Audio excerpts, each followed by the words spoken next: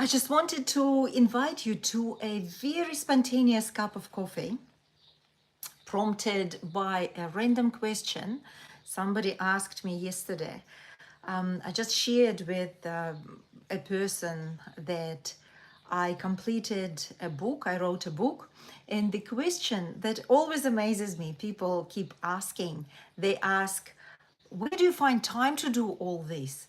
How do you manage to fit it all in? You know, all these garden work, all the animals, homeschooling, homesteading, client work, and all the personal projects in the family.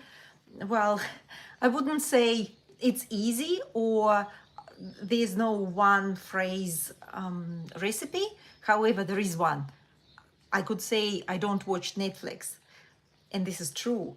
However, the I don't see the problem with a little bit of escapism and watching something that is helping us to recalibrate and just go away, to forget what is happening. I do it in some extent with the other things. There's the whole lot of other creative practices to do this type of a thing, just to let your mind rest, pretend you're somewhere else doing something else, and then come back refreshed and have a different angle of what is happening. So yeah, that was my thing, and I just wanted to share. I can't say it is a strategy. It is not a time management strategy. It is a not really a planning session, but every Sunday night I take my journal and I write the phrase, things I'd like to see done by the end of the week. And by the end of the week, I mean the specific time. It is the Saturday night of that following week. And then I write the things that I'd like to see done. It's not like to do, write this, 50 pages of this. No, I'm writing like, I'd like to see 5 cards, nature journaling cards to be done. Or I'd like to have 3 runs per week ticked. Or I'd like to do, not to do, to see X amount of pages translated. Not necessarily I will do all these things, but it is actually quite surprising what you see by the end of the week ticked if you write it rather than if you don't. So that's kind of a thing. So I don't give myself the strict orders what to, oh, hello, somebody is watching. That's so sweet.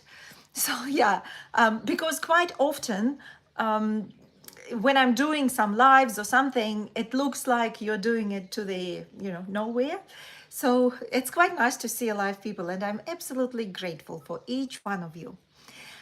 Well, I'll carry on. So the thing was about my silly planning strategy. It's not really a time management system, but it is kind of a airy-fairy storybook living. I'd like to see the things done by the end of the next week.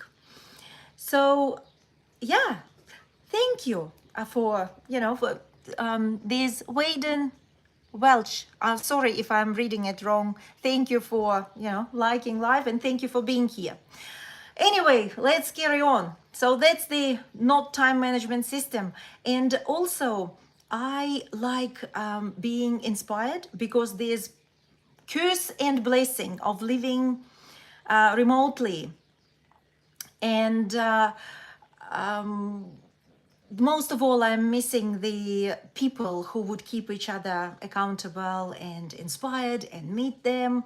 And keeping inspired and keeping the vision alive is one of the really hard things. So I love listening to old school motivational books, and I call it my running shoes university. So when I'm running, I'm listening to the books.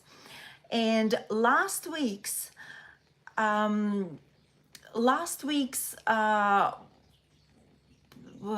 of what I took from that, I completed Napoleon Hill's Think and Grow Rich. I think I was talking about this while I was doing flower gardening. So while I was doing running, there were a few non-conventional sort of things, thoughts that I picked up from that book. And one of them was about the transfusion of the energy, of the desires into some sort of energy and intentions. So yeah, and another thing was about utilizing the mastermind principle, and that was the dream of mine, like forever. And I'd love to meet a creative person, and we could have a very structural, not just talk about nothing. No, the meetings that you feel quite inspired, and